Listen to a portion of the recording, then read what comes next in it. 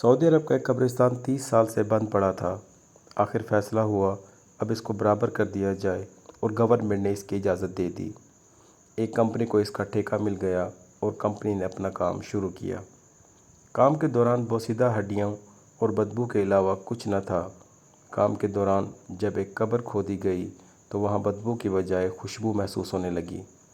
مزدوروں نے کمپنی کو خبر دی اور انہوں نے محکمہ اموات اور دوسرے اداروں کو اس کی خبر دی اور کام روک دیا گیا۔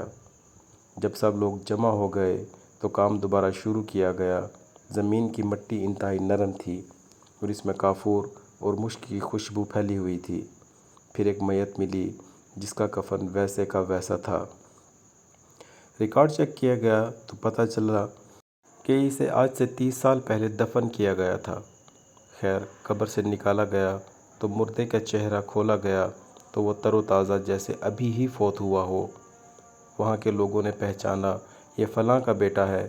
اس شخص کا باپ بہت ضعیف تھا، چل پھر نہیں سکتا تھا، لہٰذا میت کو اس کے گھر لے کر جایا گیا۔ باپ کو دیدار کرایا گیا۔ باپ نے شکر کرتے ہوئے کہا، پروردگار تیری قدرت، 30 سال پہلے جنازہ نکلا اور 30 سال بعد پھر اسی حالت میں گھر لا کر مجھے دیدار کرایا گیا، تیری قدرت کا کیا کہنا۔ اور روتا جا رہا تھا اور اس منظر نے سب کی آنکھیں نم کر دیں۔ پھر اس کی اجازت سے اس کے بیٹے کی میت کو دوسرے قبرستان میں دفن کیا گیا۔ پھر باپ سے پوچھا گیا کہ تیرے بیٹے کے کون سے عمل تھے؟ باپ نے جواب دیا، میرا بیٹا اللہ سے بہت محبت کرتا تھا۔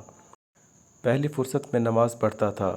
کبھی ایسی صبح نہ گزری تھی جب میں نے فجر کی آواز دی اور میں نے اس کو جاگا ہوا نہ پایا ہو۔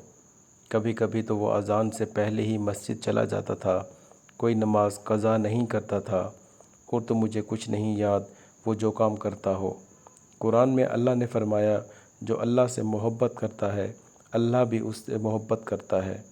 اور اللہ نے بتایا، اے بندے میں نے تیری محبت کو قبول کیا، تجھ کو کیڑوں کی خوراک نہیں بنایا۔ نماز تو ہم میں سے بہت لوگ پڑھتے ہوں گے مگر نماز کا اہتمام بہت کم لوگ کرتے ہیں۔ محبت تو ہم سب کرتے ہیں مگر محبت کا ثبوت بہت کم لوگ دیتے ہوں گے۔